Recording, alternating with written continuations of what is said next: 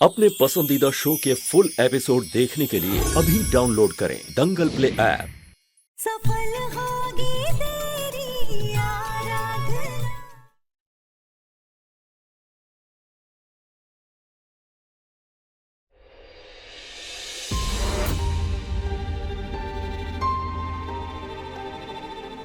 इससे तो रिएक्शन हो रहा है। दादा, इंजेक्शन कहाँ है? अंदर जाकर सिर्फ मुंह छुपाने की कोशिश कर रही है, वो कुछ नहीं हुआ है उन्हें। इस लड़की ने ना मुझे मारने का फुल प्रूफ प्लान बनाया था। आप जो करना चाहते हैं कर लीजिए, लेकिन उससे मेरा सच नहीं बदलेगा, क्योंकि असलियत यही है कि उन्होंने मुझे रास्ते से किडनैप करवाया था, मैंने नहीं। अब ना मेरी जिंदगी पर कोई खतरा है और ना ही हमारे रिश्ते पर। हम अपने रिश्ते की एक नई शुरुआत करेंगे।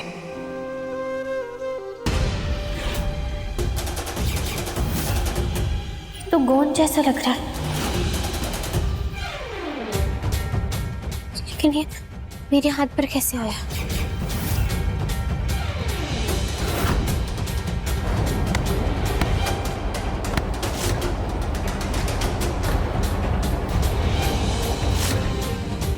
मैं असली दामिनी नहीं, उसकी बहरूपिया हूं। एमडी,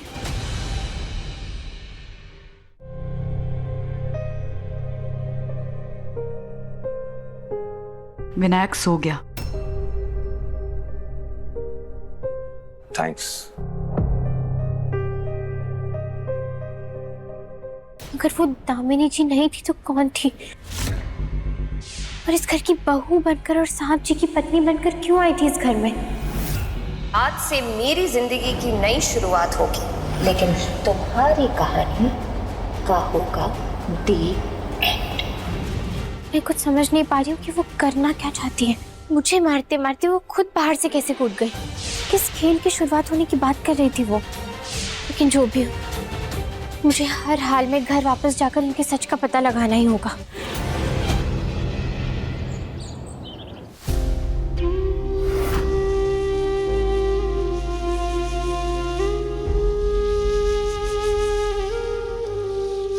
जेठानी जी के जाने के बाद बड़े भैया ने जैसे अपने मुंह पे ताला ही लगा लिया। अरे पिछले 4 दिनों से एक शब्द नहीं बोले मुझसे। पिछली बार तो बड़े भैया पूरे 14 महीनों के लिए वनवास में बैठ गए थे, पर इस बार के सदमे से लगता है मानो पूरे 14 साल ही काट कर लौटेंगे। क्या है, घूर क्या रहे हो मुझे? सही तो कह रही हूँ। एक तो जीजी भी जेठानी जी की आत्मा की शांति के लिए काशी चली गई है, और एक मैं यहाँ खड़ी होकर दीवारों से बातें कर रही हूँ।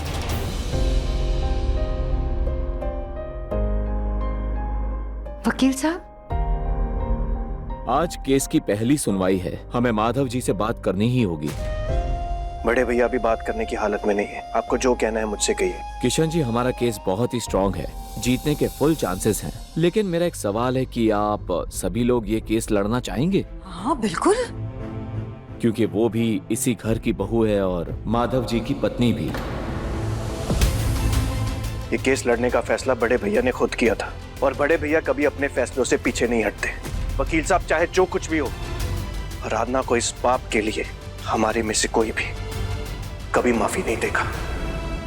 आप लोगों की गवाही और आई विटनेसेस की गवाही के बाद हमें ये केस कोई नहीं हरा सकता।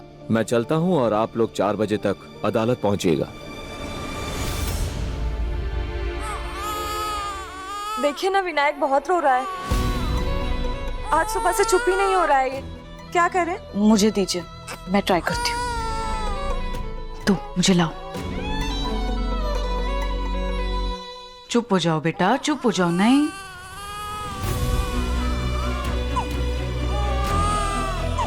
एम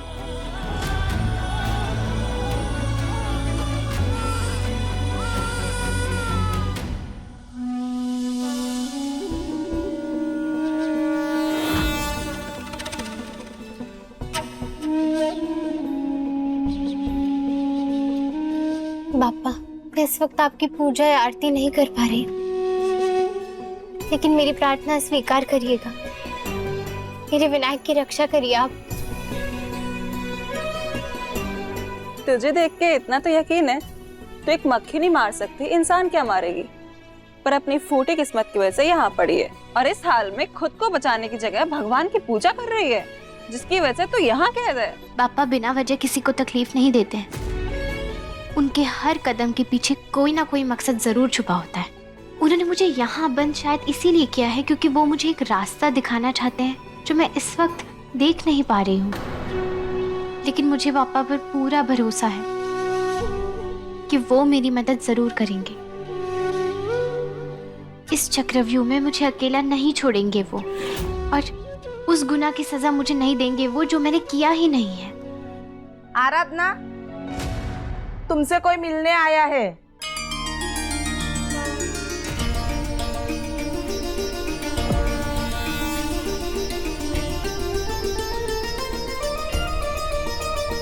माधव साहब जी आए हैं।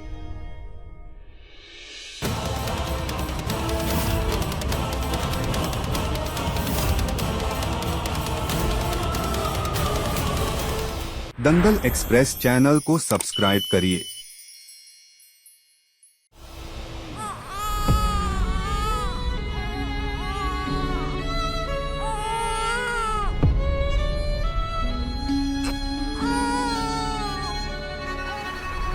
क्या हुआ देविका, क्या कहा डॉक्टर ने? विनायक फिजिकली फिट है, पता नहीं इतना क्यों रो रहा।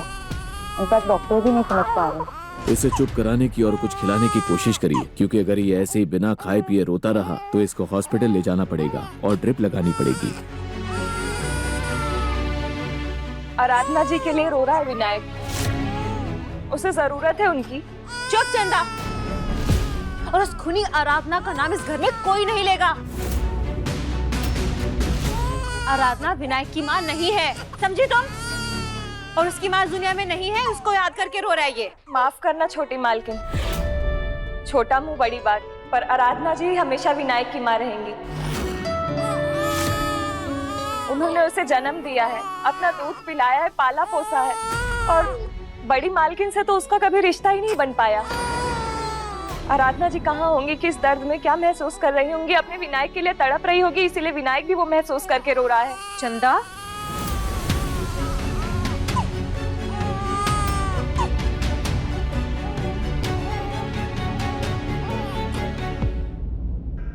भाभी जी,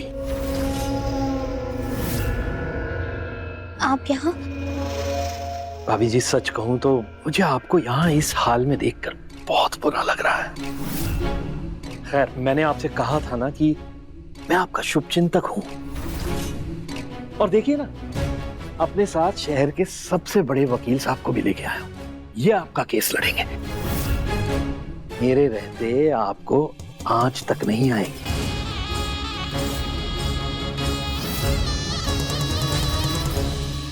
आप मेरे लिए ये सब क्यों कर रहे हैं? अरे भाभी जी, हम दोनों ही उस घर के लिए पराए हैं, और ऐसे में उनके दिए हुए हर अत्याचार, हर गुस्से को सहने के लिए हम दोनों को एक दूसरे के सहारा बनना जरूरी है। इसीलिए आपकी मदद के लिए यहाँ आया हूँ। आपने मेरे लिए इतना सोचा, उसके लिए आपका धन्यवाद।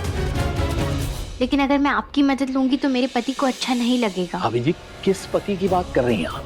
वो पति जो आपको अपनी पत्नी ही नहीं मानता है, बल्कि उसने तो आपको यहाँ जेल में डाल दिया है, और आप ऐसे पति की फीलिंग्स की फिक्र कर रही हैं। वो हमारे पति पत्नी के बीच की आपस की बात है, उसमें आपको दखलंदाजी करने की कोई जरूरत नहीं है। आप अपने वकील को लेकर यहाँ से जा सकते हैं। अगर आप नहीं चाहती हैं तो मैं चला जाता हूँ, लेकिन कम से कम वकील साहब की एक मुफ्त की सलाह तो ले लीजिए, शायद बच जाए। हेलो, एडवोकेट राज। मैंने आपका केस अच्छे से स्टडी किया है। आप और दामिनी जी माधव जी की पत्नी हैं, और दामिनी जी का मानसिक संतुलन अस्थिर है। और दामिनी जी जब मरकर वापस आई तो आपको ये गवाही देनी है कोर्ट में कि जब उन्होंने आपको और माधव जी को साथ देखा तो उनसे रहा नहीं गया, और मौका देखकर उन्होंने आप पर हमला कर दिया। आपने अपने बचाव में उन्हें धक्का दिया और वो खाई में गिर गई। ये सिर्फ एक एक्सीडेंट था, आपको उनको मारने का कोई इरादा नहीं था। या तो आप ये भी कह सकते हैं कि आपके पति ने आपसे झूठ कहा, उन्होंने पहले शादी कर ली थी और बिना बताए आपसे दूसरी शादी कर ली, और जब पहली पत्नी वापस आ गई तो आपको छोड़ दिया। देविका, बड़े भैया ने एक दो बार विनायक को पहले चुप कराया है, शायद वो इसे चुप करा सके। एमडी, एक बार आप ट्राई कीजिए, शायद अपने पापा के पास चुप हो जाए।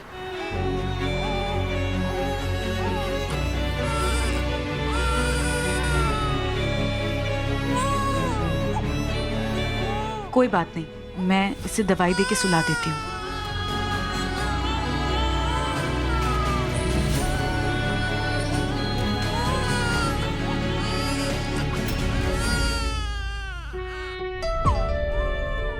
चलिए भैया, कोर्ट में चलते हैं, गवाही देनी है। चलो डिम्पल, हम चलते हैं। चलिए।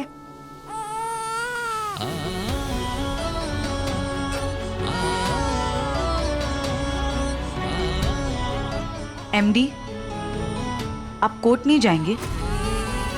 विनायक को मैं संभाल लूंगी, आप चले जाइए।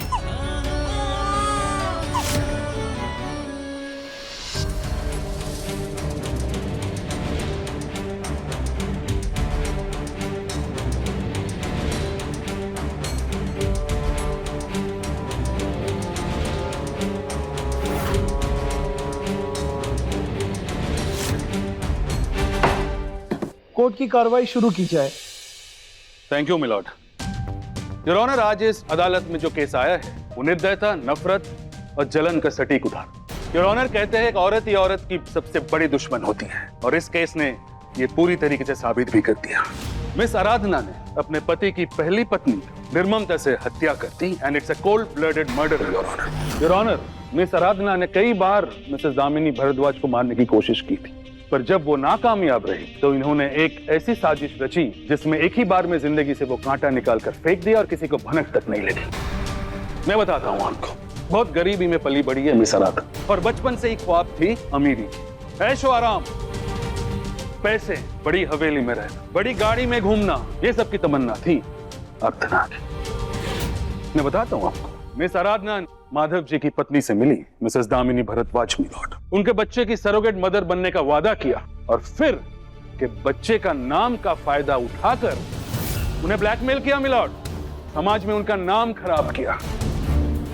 इतना ही नहीं मिलॉर्ड, मिस आराधना ने माधव जी पर नाजायज संबंध का इल्जाम लगाकर उनसे शादी भी कर दी। और जब दामिनी जी वापस आ गए तो इनको यह भी लगा कि इनकी सत्ता हिलने लगी और इन्हें लगने लगा कि ये फिर से वही गरीबी के दलदल में फंसने वाली है और अपने लालच में इन्होंने दामिनी जी को मार डाला। योर ऑनर, अपनी बात साबित करने के लिए मेरे पास पूरे भारद्वाज परिवार की गवाही है। उस परिवार की एक एक शख्स ये दावे के साथ कह सकता है कि आराधना ने कई बार दामिनी जी को मारने की कोशिश की और दामिनी जी ने खुद अपने आप को बचाने की बहुत कोशिश की थी और माधव जी ने भी बहुत कोशिश किया था उन्हें बचाने की, और अंत में इस लड़की ने उन्हें चालाकी से अगवा कर लिया और पहाड़ियों में लेके जाकर भाई से उन्हें धक्का दे दिया milord. Thank you milord. Your honour, defence prosecution की किसी भी बात से सहमत नहीं है। ये सब झूठ है। मेरी क्लाइंट के बारे में गलत अफवाह उड़ाई जा रही है। इन्होंने कुछ नहीं किया है, वो बस माधव और दामिनी के बच्चे की सरोगेट मदर थी। दामिनी जी की दिमागी हालत ठीक नहीं थी, इसलिए उन्होंने खुदकुशी की है। मेरे क्लाइंट ने उन्हें नहीं मारा। इस बात की गवाही मेरे क्लाइंट खुद देगी। आराधना जी, आप अदालत को बताइए कि उस रात क्या हुआ था। गीता पे हाथ रख के कसम खाइए, अब जो भी कहेगी सच कहेगी, सच के सिवाय कुछ नहीं कहोगी। मैं यहाँ जो भी कहूंगी सच कहूंगी, सच के सिवा कुछ नहीं कहूंगी। जज साहब, मैं जानती हूँ कि अभी वकील साहब ने जो कुछ भी कहा वो सुनने के बाद यहाँ सबको ये लग रहा होगा कि मैं बहुत ही बुरी इंसान हूँ, और लगेगा भी, क्योंकि मैं किसी की दूसरी पत्नी हूँ। और एक बार दूसरी पत्नी होने का ठप्पा लग जाता है तो एक औरत को बहुत ही गलत नजरिए से देखा जाता है। लेकिन फिर भी मैं अपने सच पर टिकी रहूंगी। यहाँ कोई मेरी बात माने या ना माने, मैं झूठ नहीं बोलने वाली। और सच यही है कि मैं दामिनी जी की बहुत इज्जत करती थी और उनके साथ कुछ गलत करने के बारे में या उन्हें नुकसान पहुंचाने के बारे में मैं अपने सपने में भी नहीं सोच सकती। लेकिन 1 साल बाद जो हम सबकी जिंदगी में आई वो दामिनी जी थी ही नहीं। जिनका खून करने का इल्जाम मुझ पर लगाया गया है वो दामिनी जी नहीं थी। मैं जानती हूँ कि ये बात साबित करने का मेरे पास इस वक्त कोई सबूत नहीं है, लेकिन सच यही है और ये सच उन्होंने खुद मेरे सामने कबूला था कि वो दामिनी जी के रूप में एक बहरूपिया है और उनकी नजर सिर्फ और सिर्फ साहब जी की दौलत पर थी। तो ये है सच योर ऑनर, वो नहीं जो मेरे काबिल वकील दोस्त कह रहे हैं या सबको बताना चाह रहे हैं। That's it your honour. Defence prosecutor के पास कहने के लिए अब और कुछ नहीं है। Thank you. योर ऑनर, मेरे काबिल वकील दोस्त ये भूल रहे हैं कि अदालत सिर्फ एक इंसान की गवाही पर फैसला नहीं सुनाती, क्योंकि अदालत को सबूत की जरूरत पड़ती है और कोई खूनी ये नहीं कहता है कि मैं खूनी हूं, तो हम इनकी बात कैसे मान लें योर ऑनर? मिस आराधना, अदालत को ये बताइए कि आपने मिसेस दामिनी भरद्वाज पर इतना बड़ा इल्जाम लगाया, इस इल्जाम को साबित करने के लिए क्या आपके पास कोई सबूत है मिस आराधना? नहीं। ओके, कोई गवाह तो होगा ना? नहीं है। तो फिर आपको ऐसा क्यों लगता है कि वो दामिनी जी नहीं है? बोलिए बोलिए मिस आराधना। क्योंकि उनका बर्ताव बिल्कुल ही अलग था। वो जिस तरीके की हरकतें कर रही थी, असली दामिनी जी कभी भी वैसी हरकत नहीं करती। मिस आराधना, ये अजीब हरकत उनके दिमागी बीमारी की वजह से भी तो हो सकता है ना? जी, हो सकता है। तो फिर आपने उनकी इस हालत को क्यों नहीं समझा? या फिर मैं यूं कहूं, आपने उनकी इस हालत का फायदा उठाकर उन्हें मार दिया मिलॉर्ड। बिल्कुल भी नहीं, ये बात गलत है। मैंने उन्हें नहीं मारा था, बल्कि उन्होंने मुझे किडनैप किया था और वो मुझे जबरदस्ती बांधकर उस पहाड़ी की तरफ लेकर गई थी और वो तो मुझे मारने की धमकियां दे रही थी, लेकिन पता नहीं क्या हो गया, वो अचानक उस पहाड़ से कूद गई। मैं जानती हूँ आप सबको मेरी बात पर इस वक्त यकीन नहीं हो रहा होगा, लेकिन आप मेरा यकीन कीजिए, यही सच है। योर ऑनर, ऐसी बेतुकी बात पर कौन यकीन करेगा? जिस औरत ने मौत को हराकर जिंदगी को एक दूसरा मौका दिया हो, वो अपनी जान फिर से क्यों लेगी? और क्या कमी थी मिस दामिनी भरद्वाज को कि वो खुदकुशी कर ली? एक इतना प्यार करने वाला पति, अच्छा परिवार, एक बेटा, शानो शौकत, समाज में इज्जत, सब कुछ था। क्या जरूरत थी अपनी जान लेने? और योर ऑनर, अगर दामिनी जी मरना चाहती थी तो अपने घर पे मर सकती थी। इनको फंसाकर क्या मिलता उनको? योर ऑनर, इनके पास इनकी बातों का भले कोई सबूत या प्रूफ ना हो, लेकिन मेरे पास इस बात के सबूत है कि कैसे ये टॉर्चर करती थी मिस दामिनी भरद्वाज को। और इस बात के भी गवाह है कि कैसे इन्होंने उनको खाई पे ले जाकर धक्का दिया था। योर ऑनर, प्रोसिक्यूशन मेरा पहला गवाह मिस्टर राकेश मिश्रा को इस कोर्ट में बुलाना चाहती है। राकेश मिश्रा हाजिर हो। मैं जो कहूंगा सच कहूंगा, सच के सिवा कुछ नहीं कहूंगा। क्या अपना नाम बता सकते हैं अदालत? मेरा नाम राकेश मिश्रा है। तो राकेश जी, आप 14 दिसंबर की रात 9 बजे कहाँ थे? मैं अपने भाई के साथ मुक्तेश्वर जा रहा था। और कैसे जा रहे थे? सर, हम बाइक पर थे। राकेश जी, आपने वहाँ रास्ते में क्या देखा? सर, वहाँ बहुत अंधेरा था और हल्की धुंध भी हो रही थी, इसलिए कुछ साफ नजर नहीं आया। पर हमने ये देखा कि ये दो औरतें गाड़ी में थी। अचानक खाई में एक औरत कूद गई और ये ऊपर से देख रही थी। और क्या आपने देखा था गाड़ी कौन चला रहा था राकेश जी? नहीं सर। क्या आप इन्हें धक्का देते हुए देखा था? नहीं, हमने सिर्फ इतना देखा था कि ये लड़की वो खाई के ऊपर खड़ी होकर देख रही थी नीचे। हमने ये नहीं देखा कौन किसे धक्का दे रहा था और कौन किसे बचा रहा था। योर ऑनर, ये अदालत इनकी गवाही पर कैसे यकीन करे? जब इन्होंने कुछ भी साफ तरीके से देखा ही नहीं है, तो ये अदालत इनकी गवाही को कैसे अपना सकता है? आप जा सकते हैं। योर ऑनर, प्रोसिक्यूशन अपने दूसरे गवाह मिस्टर माधव दास भारद्वाज को पेश करना चाहते हैं। माधव दास भारद्वाज हाजिर हो। अभी सब्सक्राइब करें हमारा चैनल और पाएं मन सुंदर के सारे शानदार एपिसोड्स।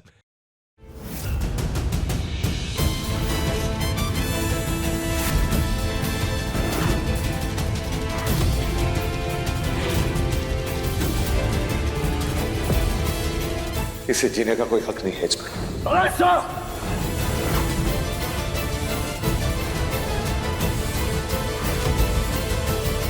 सर, क्या इस अदालत को अपना नाम बता सकते हैं? माधव दास भारद्वाज है। माधव जी, क्या आप इन्हें जानते हैं? जी। क्या आप बता सकते हैं कि आप इनसे पहली बार कहाँ मिले थे? मुंबई में। और क्यों मिले थे माधव जी?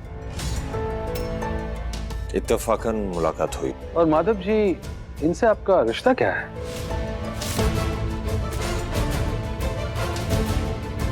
देखिए, ये मेरी और दामिनी के बच्चे की सररोगेट मदर है। क्या ये सच है कि आप पहले सरोगेसी के बारे में नहीं जानते थे? जी नहीं। क्या ये भी सच है माधव जी कि इंसानियत के तौर पर आप किसी को बिना जाने पहचाने अपने घर में बना दिया और नौकरानी का काम भी करने दिया? जी हाँ। क्या ये भी सच है माधव जी कि इन्होंने आपकी इसी अच्छाई का फायदा उठाकर आपको झूठे इल्जाम में फंसाया और आपसे जबरदस्ती शादी कर ली? हाँ। तो फिर ये कहना गलत नहीं होगा कि इन्होंने आपकी पत्नी मिसेस दामिनी भारद्वाज को नुकसान पहुंचाने की बहुत कोशिश की? जी हाँ। क्या यह भी सच है माधव जी कि सरोगेसी का सच बाहर आते ही आपने इन्हें अपनी पत्नी के रूप में स्वीकारा और अपने घर में बना दी? हाँ। माधव जी, क्या सच है कि उसी रात दामिनी जी वापस आई? जी हाँ। और क्या दामिनी जी के वापस आने के बाद इन्हें उनसे तकलीफ थी क्योंकि इनकी जगह छीन गई थी? हाँ। माधव जी, क्या इन्होंने आपकी पहली पत्नी दामिनी जी को बहुत तकलीफ दी थी? हाँ। माधव जी, 14 दिसंबर की रात क्या मिस आराधना आपकी पत्नी मिसेस दामिनी भारद्वाज के साथ मुक्तेश्वर रोड की पहाड़ी में थी? हाँ। अपनी मौत से पहले क्या दामिनी जी ने आपको फोन करके कहा था कि ये उनकी जान लेने वाली है और आप आकर उन्हें बचा ले?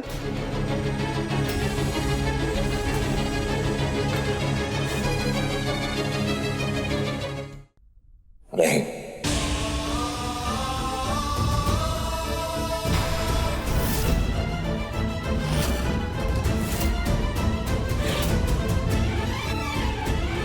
लेकिन ये भी सच है कि आराधना ने दामिनी की जान नहीं ली, बल्कि आराधना किसी की जान नहीं ले सकती।